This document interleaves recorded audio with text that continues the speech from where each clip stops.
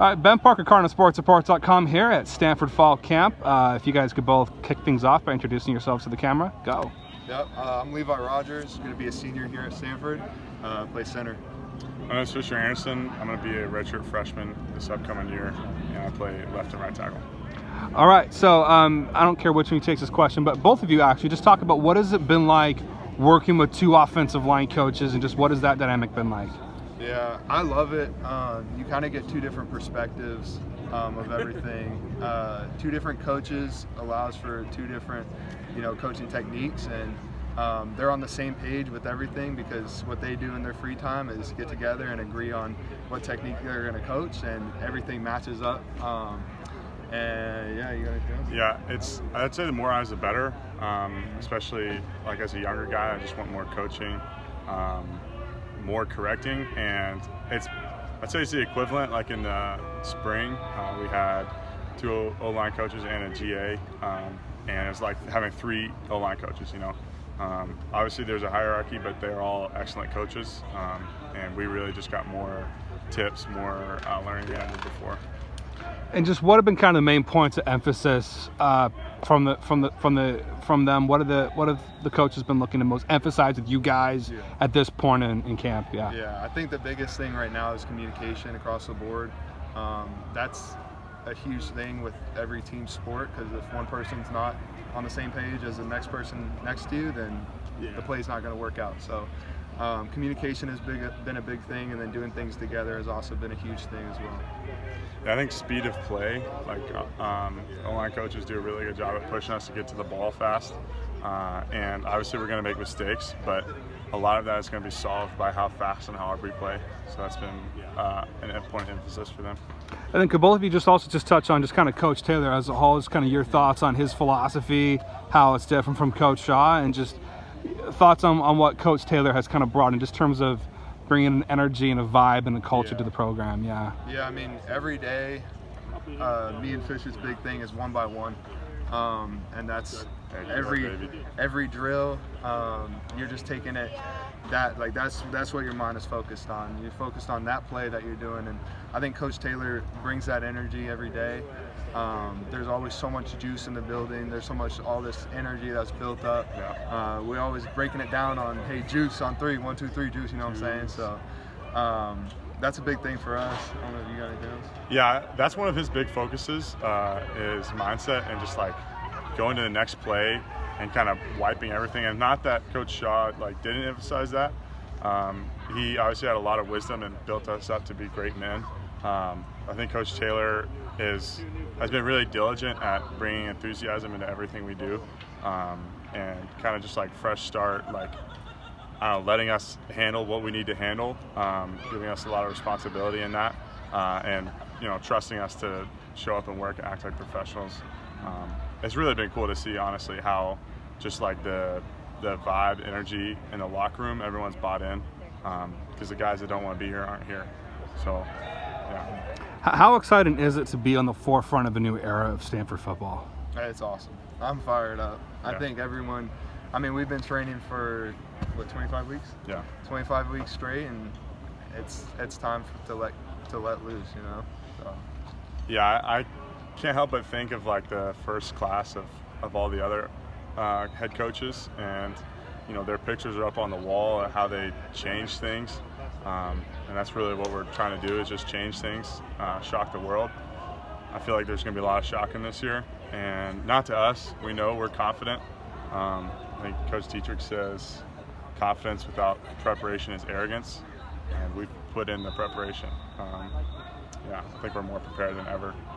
So I got to ask this question. You guys were picked to finish 12th in the Pac-12 by the media, by my ilk. That's not my fault. I did not pick you guys 12th. That wasn't me. But is that something you guys talk about at all? Does that feel you at all? Are you guys aware of that, or just how do you guys kind of deal with that kind of thing before? Yeah. There's a certain part of you that has to use that as motivation, and I never look at that stuff until somebody tells me that, and then that's when the flip goes even higher, and I'm like, all right, let's go, But I never let that stuff get to my head, because hey, the person that picked it, he's not out here you Right. know, so. It's really just extra motivation, extra fuel in the lamp, and again, no one here is checking standings when we're, number 1 or number 12. No one cares about that stuff. I feel like that's also part of Coach Taylor's thing. You don't let the outside voices get to us. But when someone does bring it up, like our strength coach, it definitely serves for motivation. And yeah, if we're not motivated already, just a little bit of extra fuel. You guys are both kind of veterans in the room. I know you in particular, you started all 11 games last year, but just what's it like being a returning offensive lineman and trying to kind of help sort of set the tone and be a veteran that the freshmen look up to. I'd say that the people that I've had lead me in the past has definitely helped me to like where I'm at right now. I mean, for example, Drew Dahlman, he played center here when I was a freshman, and just looking at how he led, I want to be like, I want to hold myself to his standard, because if I look at him when I was a freshman and I was like, dang, that guy's the standard. That's who I want to be. I want these freshmen to know that when they look at me, they're looking at the standard, and so I want to set that standard high. I just want to clarify, I'm not a veteran. I'm trying to earn the status. But you're not a freshman veteran. anymore, though. You're a sophomore. Not so a freshman. Yes, that's what I meant. But I would not label myself as a veteran. I think that is an earned title when you've started and played and performed in games. And I had some time last year to get out on the field, but that was a learning experience. And by no means I feel like I've earned anything yet. Still in training camp, trying to earn a starting spot and kind of establish myself. I've got a long, long way to go till, Lord willing, I can take that spot at Hawaii. As far as leadership goes, both tackles, that I had to learn from last year, they were good tackles, but they're gone now. I didn't have a Drew Dahlman to look up to as a leader. I'm really just taking what things that I wish I would have heard or seen or done as a freshman, trying to, pour into this freshman class, hoping that they will do the same to the next freshman, and really establish like a culture of leadership, so that, I don't have to tell guys, I can just lead by my actions, and then eventually everyone's doing that, and everyone's at the same level.